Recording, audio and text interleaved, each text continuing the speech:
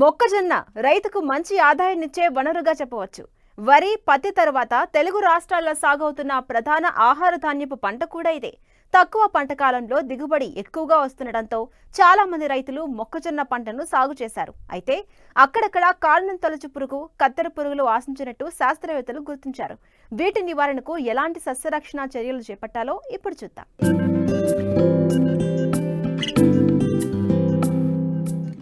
స్థిరమైన, నమ్మకమైన రాబడినిచ్చే పంటగా మొక్కజొన్న రైతుల ఆదరణ పొందుతోంది. వాణిజ్య పంటల్లో ఒకటిగా మారిన మొక్కజొన్నను ఖరీఫ్లో వర్షాధారంగా, రబీలో నీటిపారుదల కింద సాగు చేస్తుంటారు రైతులు. మొక్కజొన్నను ఆహార పంటగానే కాక పశువులు, కోళ్ల దాణాలో ప్రధాన ముడిసరుకుగాను, చొప్పను పచ్చిమేత కోసం సాగు చేస్తారు. రబీ మొక్కజొన్నను నీటిపారుదల కింద అక్టోబర్ మొదటి వారం నుంచి నవంబర్ వరకు విత్తుకున్నారు రైతులు. అయితే అక్కడక్కడ కాండం తొలుచు పురుగు, కత్తెర పురుగులతో పాటు ఎండు తెగులు, ఎన్విరియా తెగులు ఆశించినట్లు శాస్త్రవేత్తలు గుర్తించారు. వీటిని సకాలంలో నివారిస్తే మంచి దిగుబడులను తీయవచ్చని తెలియజేస్తున్నారు కరీంనగర్ జిల్లా జమ్మికుంట కృషి విజ్ఞాన కేంద్రం శాస్త్రవేత్త డి శ్రీనివాసరెడ్డి.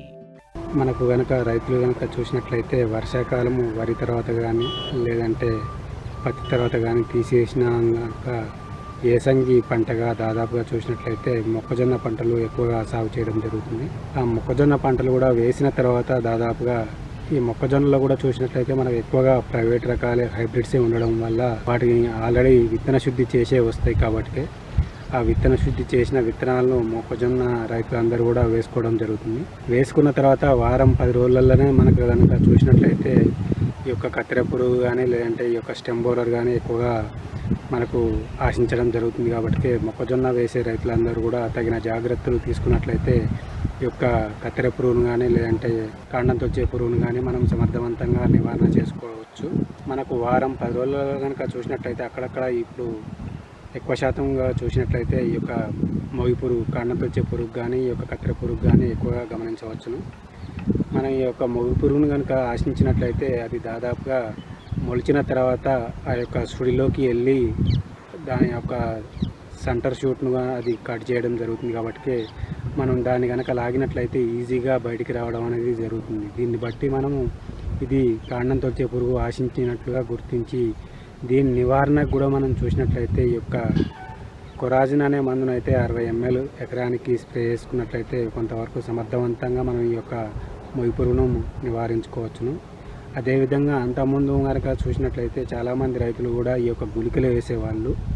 కార్బోఫిరాన్ 3G గుళికలు అయితే ఎకరానికి 2 నుంచి 3 కిలోలు ఆ యొక్క సుడులలో వేయడం కానీ లేదంటే కింద మొగి దగ్గర కాండం దగ్గర వేయడం కానీ చాలామంది రైతు సోదరులందరూ కూడా ఈ విధంగా చేసేవాళ్ళు.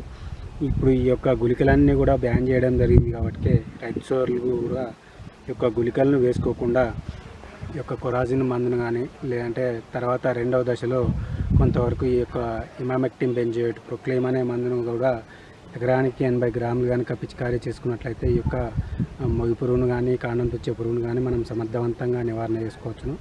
అదేవిధంగా మనకు మూడవ దశలో కనుక చూసినట్లయితే ఈ యొక్క లార్విన్ అనే మందును కూడా మనము ఒక 100 గ్రాములు కనుక ఎకరానికి కనుక కలిపి పిచికారీ చేసుకున్నట్లయితే కూడా ఈ యొక్క కాండం తెచ్చే పురుగును కూడా మనం సమర్థవంతంగా నివారణ చేసుకోవచ్చు. అదేవిధంగా కత్తెర పురుగును కనుక చూసినట్లయితే ఈ యొక్క కత్తెర పురుగు అనేది దాదాపుగా సేమ్ మనకు ఈ యొక్క పొగాకు లద్దె పురుగు లాగానే ఉండి దానిలో మనకు వెనక భాగంలో కనుక చూసినట్లయితే 4 చుక్కలు చతురస్రాకారంలో గమనించవచ్చును. అదేవిధంగా దాని యొక్క తల మీద కూడా V షేప్ మార్కింగ్ కూడా ఉండడం జరుగుతుంది. కాబట్టి దీన్ని బట్టి ఇది కత్తెర పురుగు అని చెప్పేసి గుర్తించడం జరుగుతుంది. అదేవిధంగా కత్తెర పురుగు కూడా ఆశించినప్పుడు కూడా మనకు చూసినట్లయితే అది దాదాపుగా ఆ యొక్క ఆకుల అంతటిని కూడా సెంటర్ షూట్ని అంతా కూడా తినేసి ఆ యొక్క ఎక్స్క్రీట్ కూడా మనం తౌడులాగా ఆ యొక్క సుడులలో కనుక గమనించినట్లయితే దాన్ని కత్తెర పురుగు ఆశించింది అని చెప్పేసి గుర్తించి ఈ యొక్క కత్తెర పురుగు నివారణ కూడా మనం చూసినట్లయితే ఇంతకుముందు చెప్పినట్లుగా ఈ యొక్క కొరాజిన్ అనే మందును కానీ లేదంటే రెండవ దశలో ఈ యొక్క ప్రొక్లేమ్ అనే మందును కానీ మూడవ దశలో లార్విన్ అనే మందును కానీ వీటిలలో ఏదో ఒక మందును కూడా మనం పిచికారీ చేసుకున్నట్లయితే కూడా ఈ యొక్క కత్తెర పురుగును కూడా మనం సమర్థవంతంగా నివారణ చేసుకోవచ్చు. అదేవిధంగా చివరి దశలో కనుక చూసినట్లయితే కొద్దిగా మనకు మొక్కజొన్న కనుక పెరిగినప్పుడు మనం ఎలాంటి మందులను పిచికారీ చేసుకోలేము. టైంలో కనుక విషపు ఎరను కనుక తయారు చేసుకొని ఆ యొక్క విషపు ఎరను కూడా తయారు చేసుకోవడానికి దాదాపుగా ఎకరానికి 10 కిలోల తౌడు అదేవిధంగా 2 కిలోల బెల్లంను కొద్దిగా నీళ్ళలో కరగబెట్టి కనుక ఈ యొక్క 10 కిలోల తవుడును కలుపుకొని, అదేవిధంగా 100 గ్రాముల లావిన్ను కూడా పొడిని కూడా కలుపుకొని మనం సుడులలో కనుక చిన్న చిన్న ఉండలుగా చేసుకొని సుడులలో కనుక వేసుకున్నట్లయితే ఆ యొక్క తీయదనానికి ఆ యొక్క కత్తెర పురుగు ఆ యొక్క పురుగులన్నీ కూడా చనిపోవడం జరుగుతుంది. కాబట్టి సమర్థవంతంగా మనం ఈ యొక్క కత్తెర పురుగును కూడా నివారణ చేసుకోవచ్చును. అదేవిధంగా అక్కడక్కడ చాలామంది రైతులు కూడా ఇంకా ఏం చేస్తున్నారంటే ఈ యొక్క స్పైనిటోరం డెలిగేట్ అనే మందును కూడా మనం కొద్దిగా నీళ్ళల్లో కలిపి చిన్న చిన్న బాటిళ్ళల్లో కనుక పోసుకొని సుడులలో కూడా పోసుకున్నట్లయితే మన ఈ యొక్క కత్తెర పురుగును కూడా సమర్థవంతంగా నివారణ చేసుకోవచ్చు.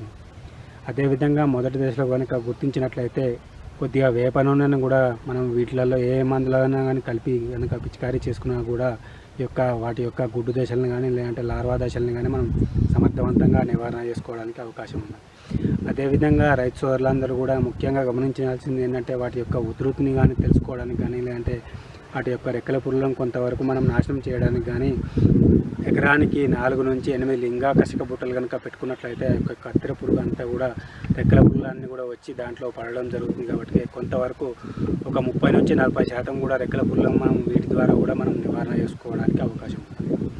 అదేవిధంగా మొక్కజొన్నలో ఇంకా ప్రధాన సమస్యలు కనుక చూసినట్లయితే ఈ యొక్క ఎండు తెగులు కానీ లేదంటే ఈ యొక్క ఎర్వీనియా కాండంకులు తెగులు కానీ కూడా ఎక్కువగా రావడం జరుగుతుంది. కాబట్టి ఒకవేళ కనుక మనకు గింజలు గట్టిపడే దిశలో కానీ ఈ యొక్క ఎండు తెగులు వ్యాపించినట్లయితే ఒక అర కేజీ నుంచి కేజీ వరకు కాపరాక్సీ క్లోరైడ్ బ్లైటాక్స్ అనే మందును కూడా మనం ఒక 10 కిలోల యూరియాలో కానీ లేదంటే ఇసుకలో కానీ కలిపి కనుక చల్లుకున్నట్లయితే ఆ యొక్క ఎండు తెగులను కూడా మనం సమర్థవంతంగా నివారణ చేసుకోవచ్చు.